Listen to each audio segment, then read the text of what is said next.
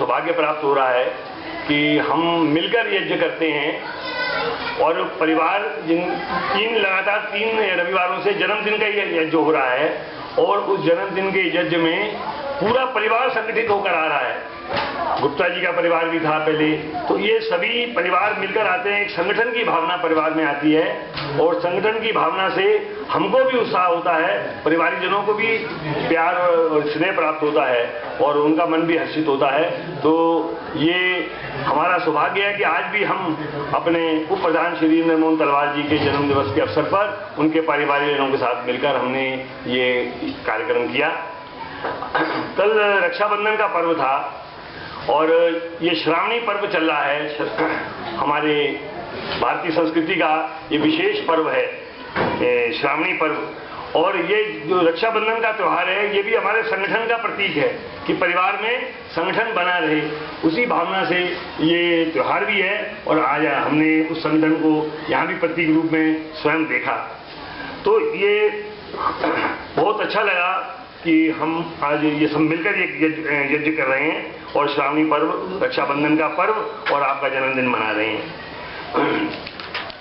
हमारे भारतीय संस्कृति में जो वेदों पर आधारित है, हमारे ऋषियों ने भी कहा कि सुखस्य मूलम धर्मम, कि सुख का कोई मूल है तो वो केवल धर्म है, धर्म ही सुख का आधार है। और दूसरी तरफ हमारे ऋषियों ने कहा वेदो अखिलो धर्म मूलम, कि वेद जो है वो धर्म का आधार है।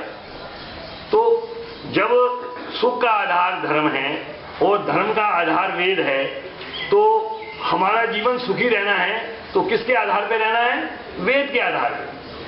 क्यों कि धर्म जो है वो सुख का आधार धर्म है और धर्म का आधार वेद है। तो अगर हम सीधा आए तो सुख का आधार हमारे वेद हैं। वेद ज्ञान से हमें सुख की प्राप्ति हो सकती है और कोई ऐसा मार्ग नहीं है जिससे कि हम परिवार को सुख और शांति की ओर ले चले। क्यों? कोई भी ऐसा ग्रंथ नहीं है जिसके अंदर भाई भाई, पिता पुत्र, भाई बहन, माता पिता, प्रजा और राजा या राजकीय व्यवस्थाओं का सुचारू रूप से वर्णन हो। ये केवल और केवल वेदों में विद्यमान है। इसीलिए कहा गया कि वेद आधार है हमारे सुखी जीवन का। क्यों कि वेद के अंदर ये सभी हमें प्रेरणाएं प्राप्त होती हैं, किस प्रकार परिवार संगठन की भावना के साथ रहे, किस परिवार संगठित रहेगा तो उसको सुख की प्राप्ति होगी। एक कड़ी कमजोर है, दूसरी अच्छी है तो सहारा प्राप्त होता है, तो परिवार में सुख और शांति रहती है। तो हमारा ये रक्षाबंधन का पर्व भी हमें यही प्रेरणा देता है कि वेद धर्म का आधार है। इसीलिए हमारे वैदिक ऋषियों ने ये हमारे जीवन में पर्वों की व्यवस्था दी है कि समय समय पर आप पर्वों की ओर जाएं, पर्व मिलकर मनाएंगे, संगठन की भावना पैदा होगी और पर्व से हमें विद्वानों का ज्ञान भी प्राप्त होगा।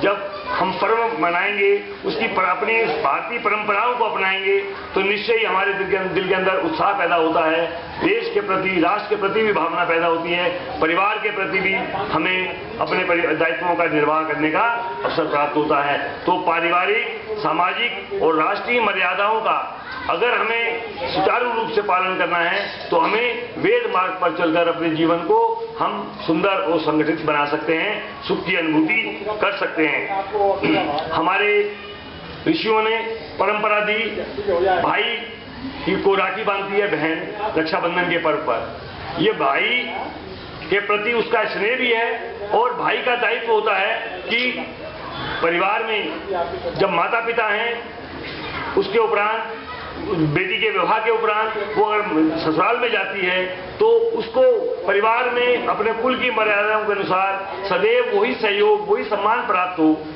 इसके लिए ये रक्षाबंधन का पर्व हमारे ऋषियों ने दिया हमें कि आप कितनी भी दूर हो, कितने भी पास हो, लेकिन दिल से आप स्नेह पाएंगे बहन का, और भाई का दायित्व बनता है कि उसको संपूर्ण जीवन अपने कुल के अनुसार उसकी रक्षा करे, अर्थात उसको सहयोग दे, जिससे कि परिवार संगठित रहे।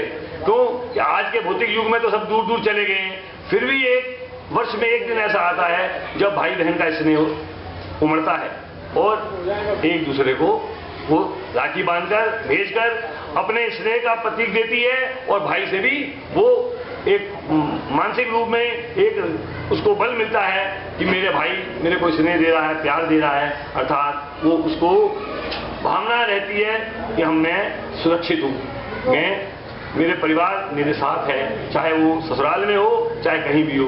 तो ये रक्षाबंधन की परंपरा हमारे ऋषियों ने हमें दी संगठन की भावना से, और वही संगठन की भावना हम देखते हैं कि आज कितने भी संगठन हैं, आरएसएस है या अन्य हमारे आर्य समाज के गुरुकुल हैं, ये केवल भाई बहन के संबंध का नहीं है। ऋषियों, शिष्य और गुरु की परंपरा को बनाए रखने के लिए भी ये पर्व बहुत महत्वपूर्ण है, और एक संगठन के अंदर सब मिलजुल कर कार्य करें उसके लिए भी रक्षाबंधन का पर्व एक विशेष महत्व रखता है, क्योंकि अभी सभी संगठनों में ये मर्यादा और परंपरा है कि वो एक दूसरे को धागा बांधते हैं, पीत धागा बांधकर ये एक दूसरे को सम्मान भी देते हैं और एक दूसरे से ये सहयोग की कामना भी करते हैं और आश्वासन भी देते हैं। ये एक तरह का शपथ है कि मैं संगठन के प्रति निष्ठावान रहूंगा, मैं आपके प्रति निष्ठावान रहूंगा, आप मेरे को सहयोग दें, मैं आपको सहयोग दूंगा। अर्थात बिना संगठन के कोई भी संगठन, एकजुटता के बिना कोई भी संगठन एकता के बिना नहीं चल सकता। प्रत्येक संगठन को एकता की आवश्यकता है। वही एकता का प्रतीक हमने आज देखा, हमारे 2-3 रविवार से एक संगठित परिवार हमारे साथ बैठता है, तो हमको कितना